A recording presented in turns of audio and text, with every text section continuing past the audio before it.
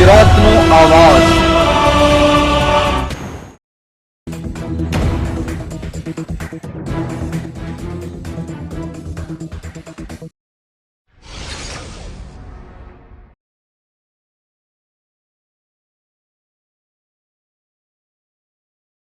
મોહમ્મદ શમીએ 9 વર્ષથી નાસ્તો અને લંચ નથી કર્યું, પોતાની ફિટનેસ અને રહસ્ય શેર કર્યું।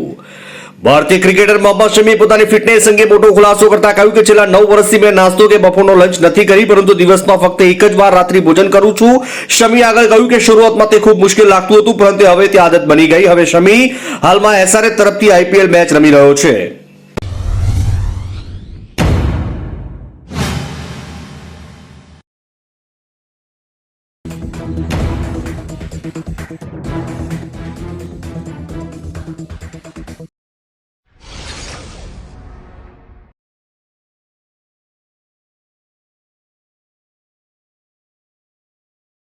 યુપીએસસી 2024 ટોપર શક્તિ દુબેએ જણાવ્યું કે રેન્ક 1 ની સામે પોતાનું નામ જોયું ત્યારે શું રિએક્શન હતું।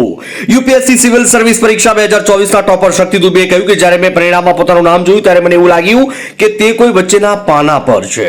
તેણે આગળ કહ્યું કે પછી રેન્ક 1 દેખાયો, મને લાગ્યું કે તે નકલી પીડીએફ છે। રોલ નંબર ચકાસ્યા પછી મેં તેના પર વિશ્વાસ કર્યો, તે ક્ષણે હું ચોંકી ગઈ ને પછી ખુશીના આંસુથી રડી પડી।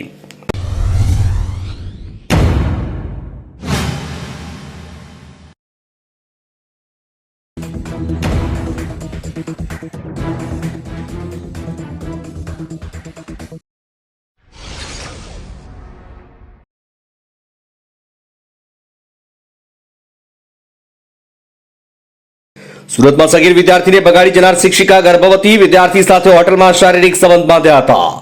સુરતમાં 13 વર્ષીય વિદ્યાર્થીને બગાડી જનાર શિક્ષિકાને 5 માસનો ગર્ભ હોવાનું સામે આવ્યું। રિપોર્ટ અનુસાર વિદ્યાર્થીની શિક્ષિકા વચ્ચે 1 વર્ષથી પ્રેમ સંબંધ હતો અને શિક્ષકના ઘરે જ તેઓએ શરીર સંબંધ બાંધ્યા હતા। સુરતથી વિદ્યાર્થીને બગાડી જઈ શિક્ષિકાએ 2200 કિલોમીટર બસમાં ટ્રાવેલ કર્યું। આ દરમિયાન તેઓ 2 હોટલમાં રોકાયા। શિક્ષિકાએ વિદ્યાર્થીનું શારીરિક શોષણ કર્યાનું સામે આવ્યું છે।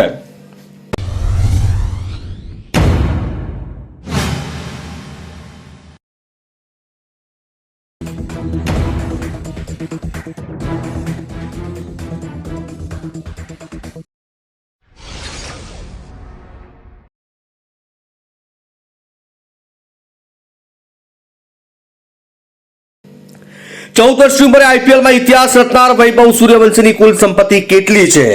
आईपीएल में सौथी झड़पी सदी 35 बॉल में फटकारनार भारतीय खिलाड़ीओना रेकॉर्ड में धरावता 14 वर्षीय वैभव सूर्यवंशी ने राजस्थान रॉयल्स से हराजी में 1.1 करोड़ में खरीद्यो। अहवाल अनुसार वैभव कुल संपत्ति लगभग 2 करोड़ है। आईपीएल में पगार और मैच उपरांत अंडर 19 और डोमेस्टिक क्रिकेट की मैच फी तेनी आवकनो स्त्रोत है।